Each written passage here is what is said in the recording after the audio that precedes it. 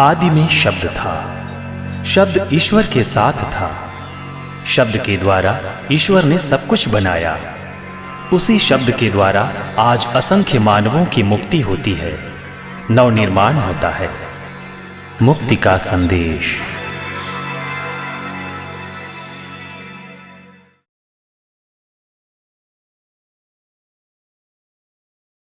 प्रिय मित्रों, मुक्ति के संदेश में आपको वास्तव में मुक्ति का संदेश सुनाया जा रहा है।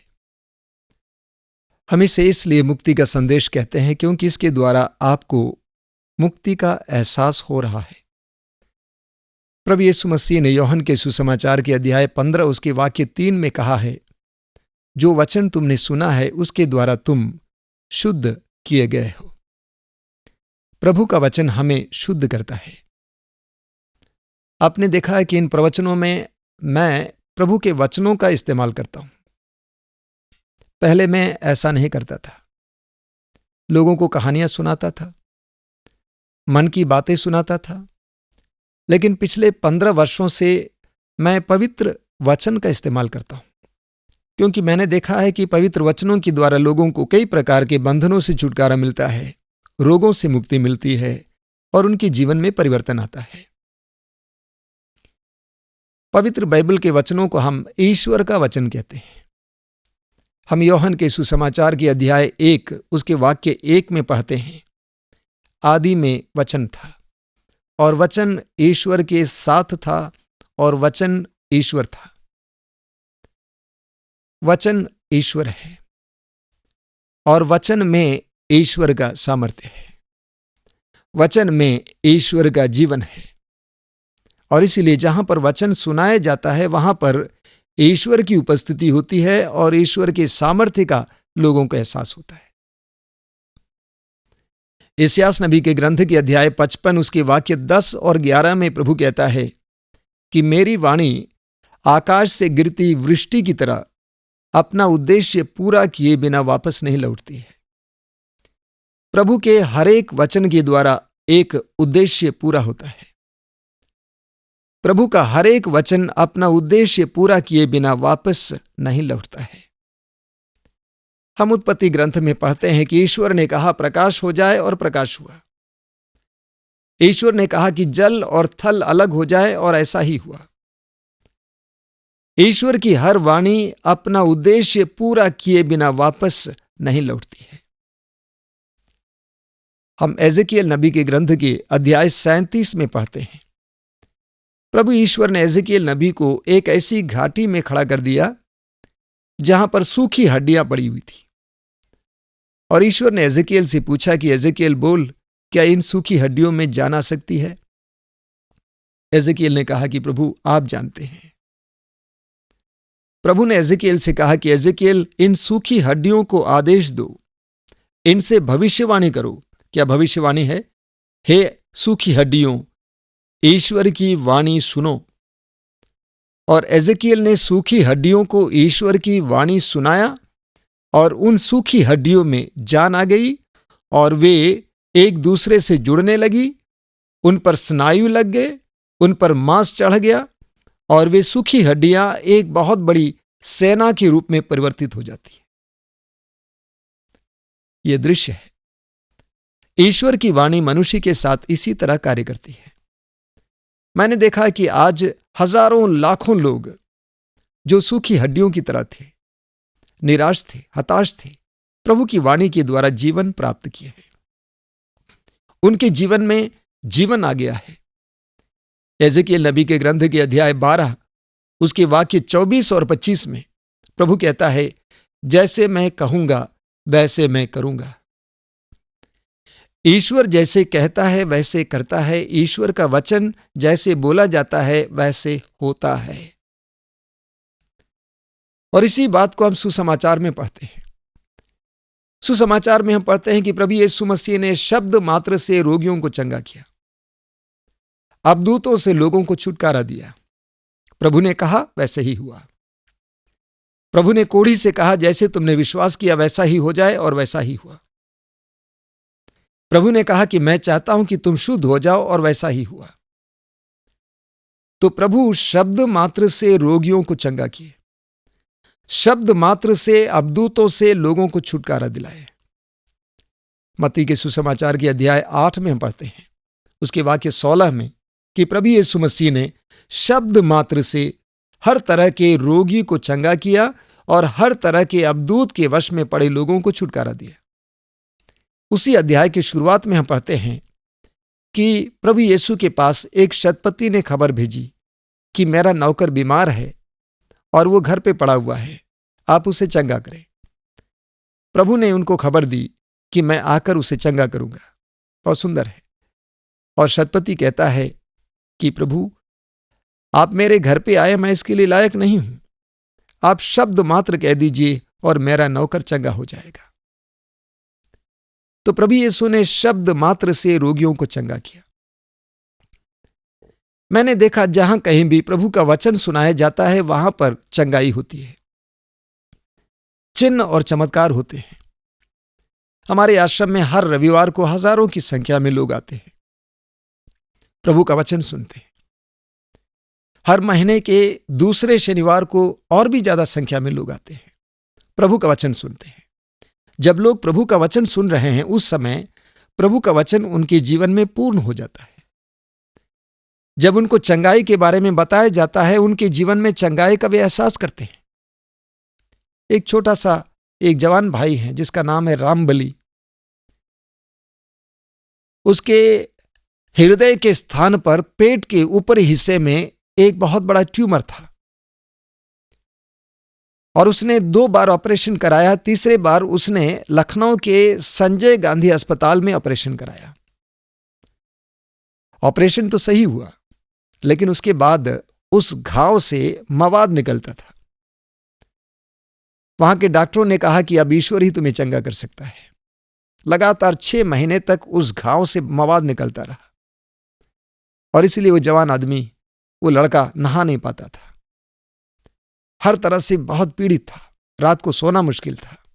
कुछ लोगों ने बड़े विश्वास के साथ उसे आश्रम ले आए और वो आश्रम में कुछ दिन रहा, प्रभु के सामने प्रार्थना में बैठा, निरंतर प्रभु के वचनों को सुना।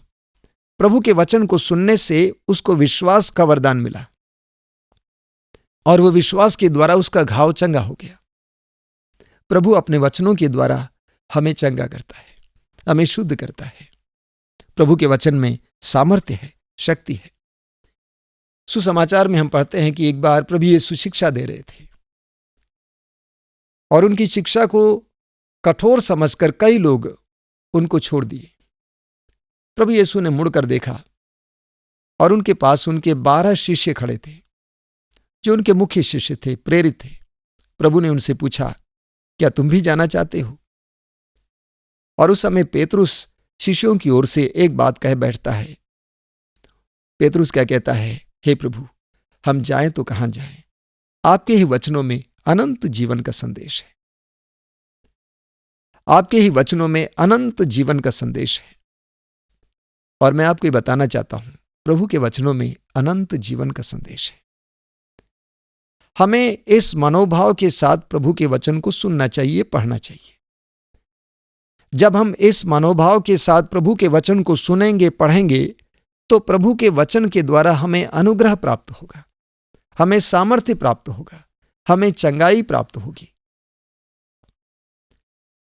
विधि विवरण ग्रंथ के अध्याय 32 उसके वाक्य 47 में प्रभु कहता है अपने वचन के बारे में, यह निरे शब्द नहीं है, यह खोखले शब्द नहीं है, बल्कि यह तुम्हारा जीवन है, इस पर तुम्हारा जीवन निर्भर है। प्रभु का वचन खोखले नहीं है। प्रभु के वचन में सामर्थ्य है, शक्ति है और उसमें प्रभु की प्रतिज्ञाएं हैं। इसलिए उसी ग्रंथ के अध्याय 6 उसके वाक्य 6 से 8 में प्रभु कहता है, इसलिए तुम इसे अपने हृदय में अंकित करो, अपने पुत्र पौत्रों को सुनाओ, सोते समय, जागते समय, राह चलते समय इस पर मनन किया करो, इसकी चर्चा किया करो। अपने मस्तक पर इसे एक चिन्ह की तरह लगाओ, अपने बाहों में एक तावीज की तरह से बांधो और अपने घर के दीवट पर अपने घर के द्वार पर इसे लिख डालो, अपनी दीवारों पर इसे लिख डालो। यानी प्रभु कहता है कि प्रभु का वचन कितना सामर्थ्यपूर्ण है और इसमें कितनी शक्ति है। प्रभु के वचन को पढ़िए, उस पर विश्वास कीजिए, आप देखेंगे कि यह वचन आपके जीवन में अनुग्रह लाएगा। हम बाइबल के स्तोत्र ग्रंथ के अध्याय 1 उसके वाक्य 2 और 3 में पढ़ते हैं। प्रभु कहता है कि जो इन वचनों पर मनन चिंतन करता है और जो इसे हृदय से ग्रहण करता है, वह नदी तट पर रोपे हुए वृक्ष के समान है, जिसके पत्ते कभी मुरझाते नहीं और जो समय पर फल देता है। आगे प्रभु कहता है, वह जो कुछ करता है उसमें उसे सफलता मिलेगी। सफलता की एक कुंजी है प्रभु के वचन पर मनन चिंतन करना, उसे हृदय से ग्रहण करना। उस व्यक्ति के जीवन में प्रभु के द्वारा जीवन की प्रचुरता का अनुभव होगा। तो आप जानते हैं कि प्रभु का वचन कितना सामर्थ्यपूर्ण है। भक्ति के साथ सुनिए, भक्ति के साथ पढ़िए, उस पर विश्वास कीजिए। संत पौलुस इब्रानियों के पत्र के अध्याय 4 उसके वाक्य 12 में कहते हैं कि प्रभु का वचन दुधारी तलवार से भी तेज है, वो हमारे अंतस्तल में प्रवेश करता है, हमारे हृदय के हर भाव को प्रकट करता है। प्रभु का वचन दुधारी तलवार से भी तेज है। हम आज हजारों लाखों लोगों के जीवन में देखते हैं कि किस तरह प्रभु का वचन उनके जीवन में, उनके हृदयों में प्रवेश करता है, उनके हृदय के अंतर के भावों को प्रकट करता है और उनको जीवन परिवर्तन की ओर बढ़ाता है। कलीसिया के इतिहास में हमें कई संतों के बारे में पढ़ने को मिलता है। संत फ्रांसिस जेवियर के बारे में हम पढ़ते हैं। पढ़ने में तेज थे, अपनी बुद्धि पर गर्व करता था और उस समय जहां पर वे पढ़ा करते थे वहां एक संत थे, संत इग्नेशियस लयोला। वे प्रभु का वचन सुनाया करते थे। एक दिन संत इग्नेशियस लयोला के द्वारा प्रभु का एक वचन संत फ्रांसिस जेवियर के हृदय पर लग गया और वो वचन ये था, मनुष्य को क्या लाभ यदि वो सारा संसार जीत ले लेकिन अपनी ही आत्मा को गंवा दे। मनुष्य को क्या लाभ यदि वो सारा संसार जीत ले लेकिन वो अपनी आत्मा को ही गंवा दे। इस वचन ने जेवियर के जीवन को परिवर्तित कर डाला। इस वचन ने जेवियर के जीवन में एक तूफान लाया, वो बदल गया और उसके बाद प्रभु के वचन का वो संवाहक बना। हमारे जीवन में प्रभु का वचन इसी तरह बड़े बड़े परिवर्तन ला सकता है। प्रभु अपने वचनों के द्वारा हमारे जीवन को परिवर्तित कर सकता है। पौलुस कहता है कि प्रभु का वचन तलवार की तरह है। हम तलवार से, पुराने जमाने में लोग या पुराने जमाने में तलवार लड़ाई के लिए इस्तेमाल किया जाता था, दुश्मनों को मारने के लिए। प्रभु का वचन पवित्र आत्मा की तलवार है जिसके द्वारा पवित्र आत्मा दुश्मन को हराता है। मैं आपको बताना चाहता हूं कि हम सबके मस्तिष्क पर शैतान ने बहुत सारी बातें लिख डाली है, जैसा कि सत्य की कभी जीत नहीं होगी, मैं बेकार हूं, मेरा भविष्य बेकार है, मैं ठीक नहीं हो सकता हूं, मेरा कोई नहीं है, कोई मुझसे प्रेम नहीं करता है। इस प्रकार के कई संदेश हमारे मन पर शैतान ने लिख डाला है। जब हम प्रभु के वचन को सुनते हैं, प्रभु के वचन को पढ़ते हैं, एक तलवार की तरह इन सारे संदेशों को वो काट डालता है और हमारे अंदर प्रभु के अच्छे प्रेम में शब्द रोपते हैं। आइए हम प्रार्थना करें। अपनी आंखें बंद कीजिए। प्रभु के वचनों को सुनने के लिए हमें कृपा प्राप्त हो। ए प्रभु यीशु, तूने कहा है, डरो नहीं, मैं सदा तुम्हारे साथ हूं। तूने कहा है, जो वचन मैंने तुम्हें सुनाया है उसके द्वारा तुम शुद्ध हो गए हो।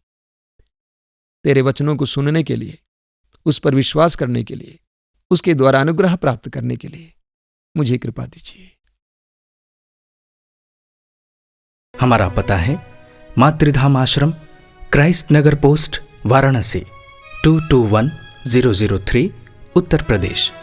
Phone number 0542-2290-961, 2290-861, 2290-862।